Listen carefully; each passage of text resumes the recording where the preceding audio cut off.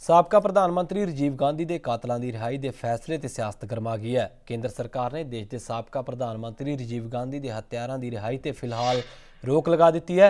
ਇਸ ਫੈਸਲੇ ਨਾਲ ਤਾਮਿਲਨਾਡੂ ਦੀ ਜੈਲਲਿਤਾ ਸਰਕਾਰ ਨੂੰ ਵੱਡਾ ਝਟਕਾ ਲੱਗਾ ਹੈ। ਜੈਲਲਿਤਾ ਸਰਕਾਰ ਨੇ ਬੁੱਧਵਾਰ ਨੂੰ ਰਾਜੀਵ ਗਾਂਧੀ ਦੀ ਹੱਤਿਆ ਦੇ ਸਾਰੇ 7 ਦੋਸ਼ੀਆਂ ਨੂੰ ਰਿਹਾ ਕਰਨ ਦਾ ਫੈਸਲਾ ਕੀਤਾ ਸੀ, ਜਿਸ ਦੇ ਖਿਲਾਫ ਕੇਂਦਰ ਨੇ ਅਰਜੀ ਦਾਖਲ ਕੀਤੀ ਸੀ। ਸੁਪਰੀਮ ਕੋਰਟ ਨੇ ਵੀਰਵਾਰ ਨੂੰ ਹੱਤਿਆਰਾਂ ਦੀ ਰਿਹਾਈ ਤੇ ਰੋਕ ਲਗਾਉਂਦੇ ਹੋਏ ਕਿ ਤਾਮਿਲਨਾਡੂ ਸਰਕਾਰ ਨੂੰ ਨੋਟਿਸ ਜਾਰੀ ਕਰਕੇ 2 ਹਫ਼ਤੇ ਦੇ ਅੰਦਰ ਜਵਾਬ ਮੰਗਿਆ। ਸੁਪਰੀਮ ਕੋਰਟ ਨੇ ਕਿਹਾ ਹੈ ਕਿ ਤਾਮਿਲਨਾਡੂ ਸਰਕਾਰ ਨੂੰ ਕਾਨੂੰਨੀ ਪ੍ਰਕਿਰਿਆ ਦਾ ਪੂਰਾ ਪਾਲਣ ਕਰ ਲੈਣਾ ਚਾਹੀਦਾ ਸੀ। गौरतलब है कि गृह मंत्रालय ने कहा कि तामिलनाडु की जयललिता सरकार को राजीव गांधी के हत्यारों को जेल चो रिहा करने का अधिकार नहीं है। उधर इस अपील से कार्रवाई करदे रिहाई ते 6 मार्च तक रोक लगा दी है तो हुण 6 मार्च को इस मामले से अगली सुनवाई होगी। उधर तामिलनाडु सरकार दोषियों की रिहाई के फैसले से अड़ी हुई है। तामिलनाडु सरकार मुताबिक जेकर 3 दिनों में केंद्र सरकार तो कोई जवाब नहीं आता तो सारे दोषियों को रिहा कर दिता जाएगा। दरअसल कांग्रेस मीत प्रधान राहुल गांधी के दखल तो बाद सरकार हरकत में आई है। केंद्र का कहना है कि सूबा सरकार को इसका फैसला लैन का अधिकार नहीं है।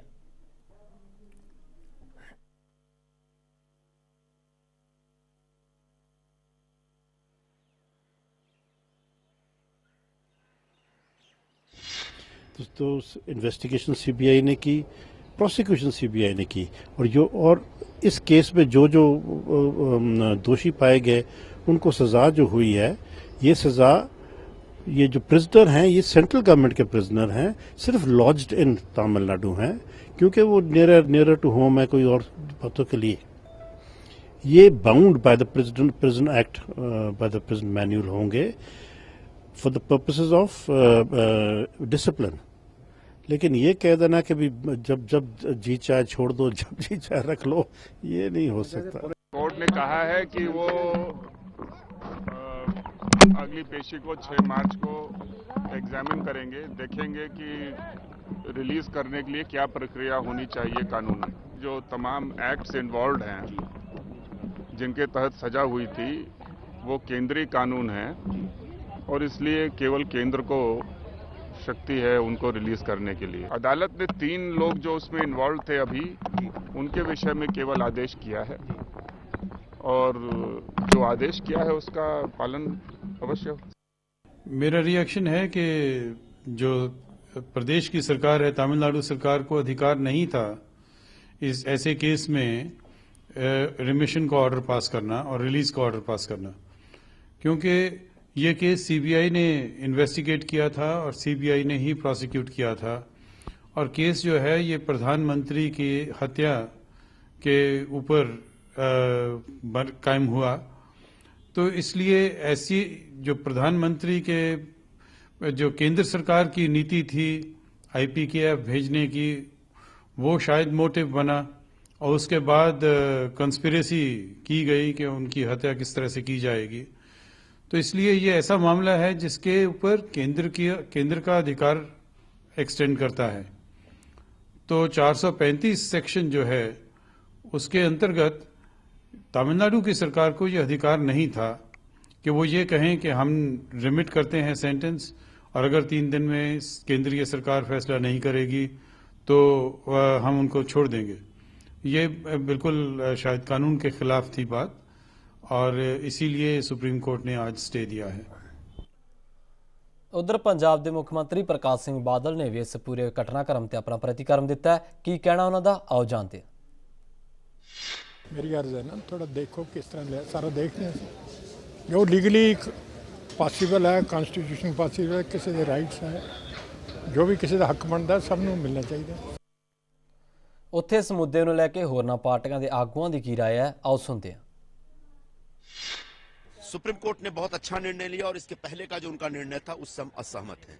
और जिस प्रकार से सुप्रीम कोर्ट ने आदरणीय राजीव गांधी जी के 3 हत्यारों के संदर्भ में एक फैसला किया और उसके बाद जल्दीबाजी दिखाते हुए तमिलनाडु की मुख्यमंत्री सुश्री जयललिता ने 7 को छोड़ने का एक निर्णय लिया, ऐसा लगता है कि जयललिता जी का आतंकवाद के बारे में बिल्कुल दूसरा रवैया है।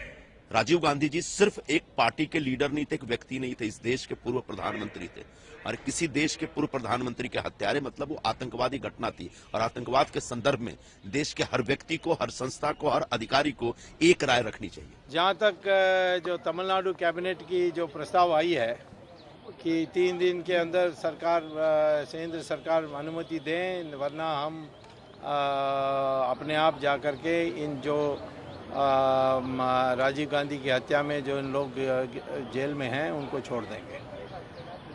ये एक संपूर्ण रूप से गैर कानूनी प्रस्ताव है, क्योंकि पहले तो ये अधिकार भी नहीं है तमिलनाडु सरकार के पास। वो अधिकार सिर्फ केंद्र सरकार को है, क्योंकि ये सेक्शन 435 सीआरपीसी के अनुसार सेंट्रल जो कानून बनी है टाडा और आर्म्स एक्ट, इनमें इनको सज़ा दी गई है, और इसीलिए सेंट्रल एक्ट होने के कारण स्टेट को इसमें अपने आप करने का कोई अधिकार नहीं है।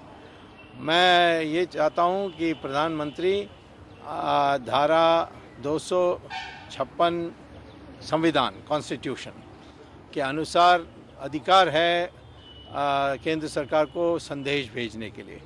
संदेश भेजें जयललिता को, ये जो प्रस्ताव है इसको वापस लो, और यदि वापस नहीं लेंगे तो हम धारा 256 में संदेश भेजें और फिर धमकी दें 356 के बारे कि तुम्हारी जो सरकार है ये गैर कानूनी तरीके से काम कर रही है, संविधान के विरुद्ध में काम कर रही है, इसीलिए आपकी सरकार को हम डिसमिस करेंगे। Rajiv Gandhi's killer being given remission is concerned, it's a serious issue. And BJP is of the clear opinion that we cannot be seen as soft towards terror in any manner. Now this is out of the government's inefficiency or court's decision or whatever, but we always say that we have to be tough against all kinds of terrorism. उच्चतम न्यायालय है, supreme court है, वो विवादों में घेरा जा रहा है, कंट्रोवर्सीज में पड़ रहा है, जो पहले कभी नहीं होता था।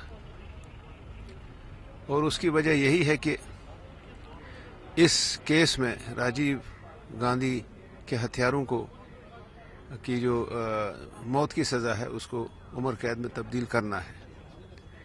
और उसका रीज़न जो बताया है, उसकी वजह जो बताई है वो ये है कि उसकी रहम की दरख्वास्त जो सदर मोहतरम के पास थी वो ज़्यादा देर उसमें लग गई।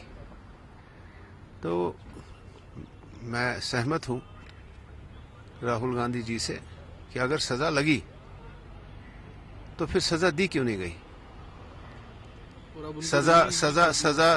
सज़ा मुकर्रर करने में तो जल्दी करते हैं, लेकिन सज़ा देने में लातलेल करते, डिले करते। किस वजह से हो सकता है डिले ज़रूरी है या अवॉइड नहीं कर सकते, लेकिन मैं नहीं समझता कि सुप्रीम कोर्ट में अगर कोई फैसला लिया जाता है और हतमी फैसला होता है, उसके ऊपर कोई अदालत, कानूनी अदालत नहीं है, और फिर वो अपने ही कलम से वो बदल दे। हो सकता है वो इसका कानून का एक हिस्सा है, लेकिन अच्छा नहीं है, अच्छा परिणाम नहीं जाता है इस सुप्रीम कोर्ट के बारे में जनता में। आई विश कि राहुल जी ने अफजल गुरु का भी नाम लिया होता, कि किस तरह जल्दबाजी में अफजल गुरु को, कुछ लोगों को, कुछ पार्टीज को सेटिस्फाई करने के लिए, बीजेपी की जो वो शोर शराबा होता था उसको बंद करने के लिए किस तरह कांग्रेस ने सुप्रीम कोर्ट का जो एक प्रोसेस शुरू हो गया था कि जिन लोगों को जेलों में बहुत वक्त हो गया है, उनका एक्सिक्यूशन नहीं है, तो उनके जो फांसी पे नजरसानी हो सकती है, तो उसका इंतजार किए बगैर किस हुल्लड़बाजी में उन्होंने अफजल गुरु को फांसी लगाई। आई विश कि राहुल जी तब भी बोले होते। राजीव गांधी के मामले में केंद्र सरकार सुप्रीम कोर्ट में रिव्यू पिटीशन मूव कर रही है, और हमारी अपेक्षा है कि वो जल्द से जल्द सुनी जाएगी, और साथ साथ में जो तमिलनाडु गवर्नमेंट का फैसला आया है उसके खिलाफ भी हम मूव करेंगे। खबरां ਦੀ ਦੁਨੀਆ ਵਿੱਚ ਆਓ, ਸਾਡੇ ਨਾਲ ਕਦੇ ਵੀ ਤੇ ਕਿਤੋਂ ਵੀ ਜੁੜੋ। ਆਪਾਂ ਮਿਲਾਂਗੇ ਫੇਸਬੁੱਕ ਤੇ, ਅਸੀਂ ਦਿਖਾਂਗੇ YouTube ਤੇ। ਸਾਨੂੰ ਫੋਲੋ ਕਰੋ Twitter ਤੇ। ਖਬਰਾਂ ਨਾਲ ਜੁੜੇ ਰਹੋ ਦਿਨ ਰਾਤ।